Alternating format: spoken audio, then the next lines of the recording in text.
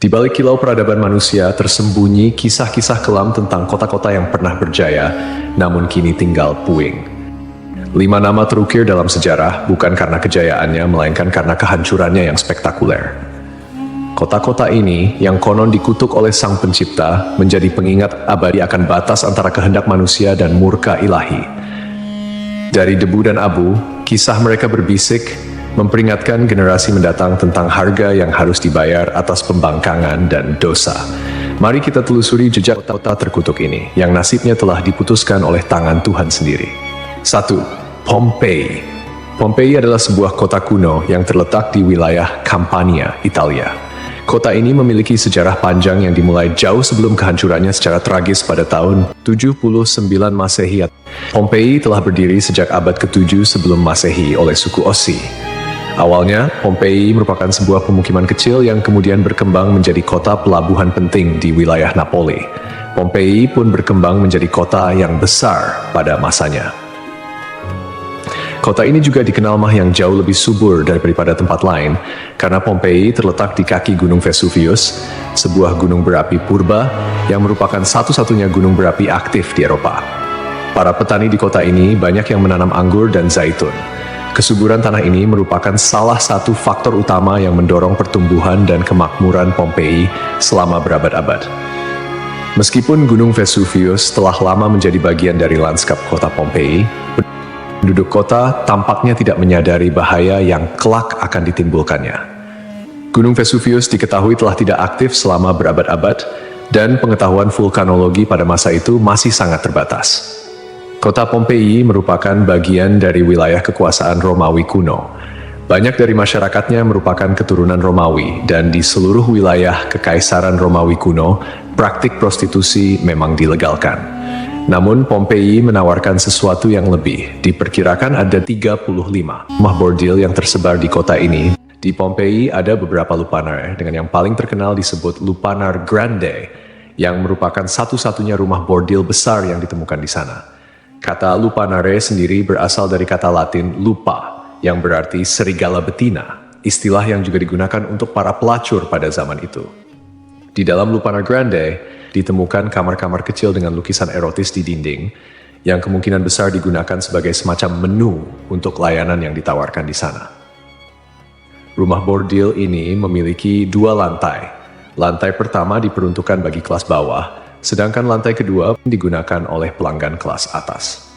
Jumlah yang tergolong banyak mengingat Pompei hanya seluas 12 km² dengan populasi sekitar 11.000 orang.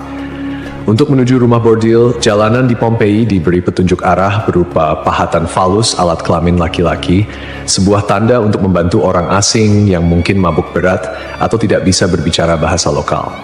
Praktik prostitusi biasanya dilakukan oleh para budak yang memasang tarif sangat murah.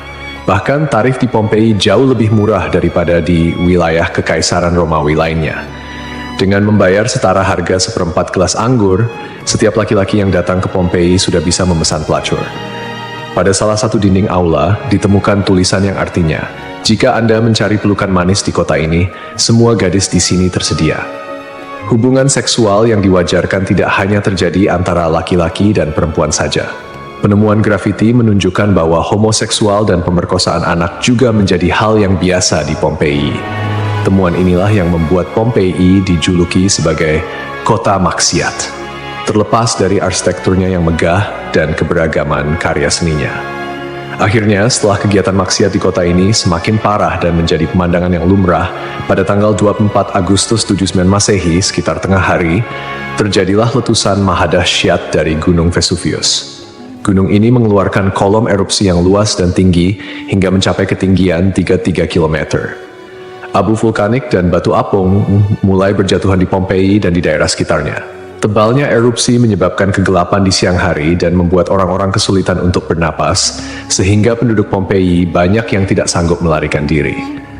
Kemudian pada malam hari, letusan mencapai puncaknya. Serangkaian awan panas yang mematikan mulai menyapu kota dengan kecepatan tinggi dan membunuh siapapun di kota tersebut.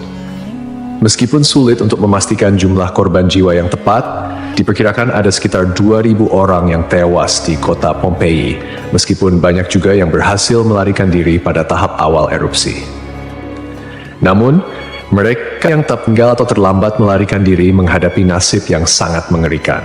Kota maksiat ini hancur lebur bersama 500 tahun.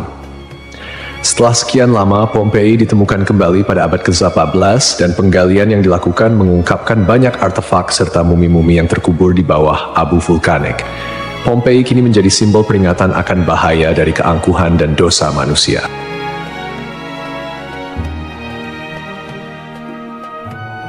Kisah Desa Legetang.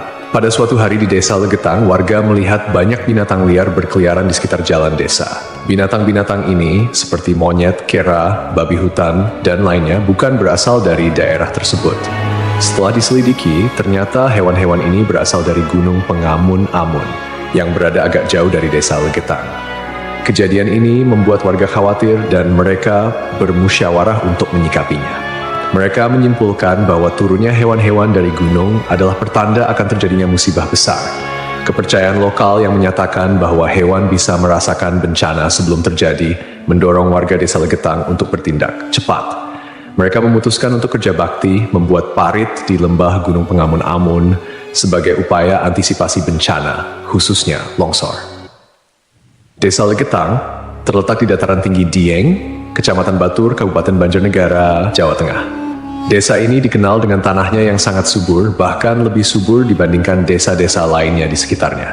Sebagai contoh, jika semangka yang ditanam di desa lain hanya mencapai berat sekitar 6 kg, semangka yang ditanam di Legetang bisa mencapai 10 hingga 12 kg. Setelah parit selesai dibuat, kehidupan di desa kembali normal. Desa Legetang adalah desa yang makmur, hanya sedikit orang miskin di sana. Banyak saudagar kaya yang hidup mewah dan uang sering dihamburkan untuk hiburan. Setiap malam, mereka sering berjudi dan mengadakan berbagai hiburan yang tidak pantas, seperti kesenian lengger yang kadang berujung pada tindakan asusila. Kesenian ini yang hanya dilakukan di desa tersebut menjadi simbol betapa jauhnya masyarakat desa ini dari nilai-nilai agama dan moral. Setiap malam, penduduk Desa Legetang terlibat dalam berbagai bentuk kemaksiatan, termasuk perjudian, mabuk-mabukan, dan seks bebas. Mereka yang tidak terlibat dalam perilaku ini tampaknya membiarkannya, seolah-olah itu adalah hal yang wajar. Beberapa sumber melaporkan bahwa tingkat kemaksiatan di desa ini sangat tinggi, dengan beberapa laporan ekstrem seperti hubungan seksual antara anak dan ibu kandung. Desa Legetang mengalami hujan yang sangat lebat. Cuaca ekstrem ini disertai dengan petir yang menyambar-nyambar dan suara guntur yang menggelegar di langit yang gelap. Tiba-tiba, terdengar suara ledakan yang sangat keras yang dapat didengar hingga ke desa-desa di sekitarnya. Bukan paginya, setelah badai reda, penduduk desa-desa tetangga terkejut mendapati bahwa Desa Legetang telah tertimbun tanah dari puncak Gunung Pengamun-Amun. Tragedi ini menelan korban jiwa 351 orang, termasuk bayi dan balita. Hanya satu orang yang berhasil selamat, yaitu seorang pemuda bernama Suhuri yang sedang berada di luar desa saat kejadian. Secara logika, sulit untuk memahami bagaimana Desa Legetang bisa tertimpa longsoran dari puncak gunung yang jauh dan terpisah oleh lembah serta perkebunan. Penduduk desa telah membuat parit sebagai antisipasi terhadap longsor, tetapi bencana ini tampaknya melibatkan fenomena yang tidak bisa dijelaskan dengan mudah. Ada yang berpendapat bahwa kejadian ini adalah azab dari Allah, karena tidak dapat dipahami secara rasional. Ashabul Ras. Ashabul Ras adalah sebuah kaum yang hidup pada zaman dahulu.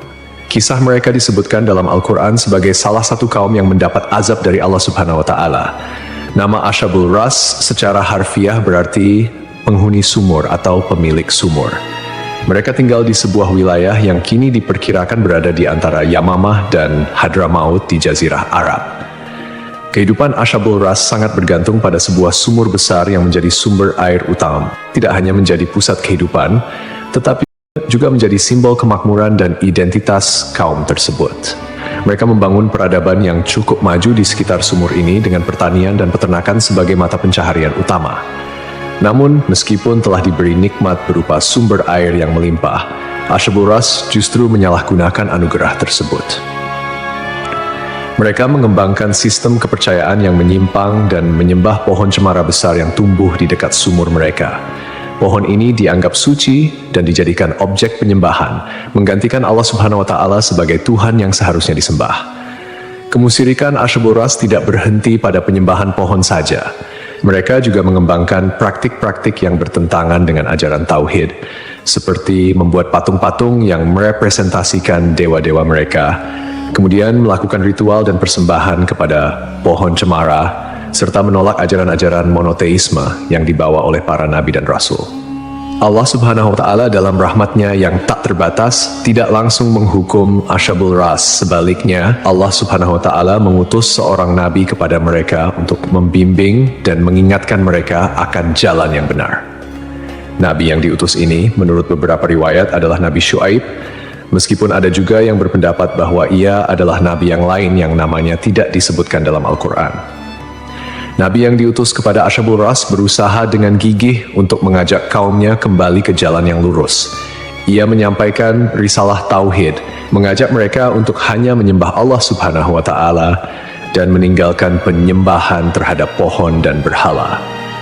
Nabi ini mengingatkan mereka akan nikmat-nikmat Allah Subhanahu wa Ta'ala yang telah diberikan, termasuk sumur yang menjadi berkah dalam kehidupan mereka. Namun, meski telah diingatkan, mereka tetap keras kepala dalam kekufuran dan kemusyrikan, bahkan mulai mengancam dan memusuhi Nabi yang diutus kepada mereka. Penolakan ini berlangsung dalam waktu yang cukup lama, menunjukkan kesabaran Allah Subhanahu wa Ta'ala dalam memberi kesempatan kepada hamba-hambanya untuk bertaubat. Setelah bertahun-tahun menolak ajakan Nabi mereka dan tetap teguh dalam kekufuran, akhirnya azab Allah Subhanahu wa Ta'ala turun kepada kaum Asyabul Ras. Azab ini datang sebagai konsekuensi dari penolakan mereka yang terus-menerus terhadap ajaran Tauhid dan ketekunan mereka dalam menyembah selain Allah Subhanahu wa Ta'ala.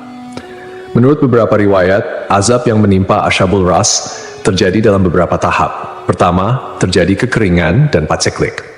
Allah Subhanahu wa Ta'ala mulai mengurangi curahan rahmatnya dengan menahan air hujan. Akhirnya, terjadi kekeringan berkepanjangan. Tanaman-tanaman mereka mengering dan ternak mereka mulai mati kelaparan. Ini merupakan peringatan awal bagi Asyabul Ras, namun mereka tetap tidak mengindahkannya. Kemudian terjadi pencemaran sumur. Sumur yang menjadi sumber kehidupan mereka tiba-tiba tercemar. Airnya berubah warna, berbau busuk, dan tidak layak dikonsumsi. Hal ini menyebabkan krisis air yang parah di kalangan Asyabul Ras. Lalu datanglah gempa bumi.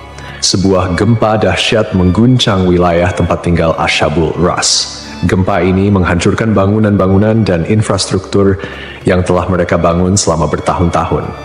Akhirnya, mereka pun binasa, meninggalkan kisah yang menjadi peringatan bagi generasi-generasi setelahnya tentang konsekuensi dari menolak petunjuk ilahi dan hidup dalam kemusyrikan.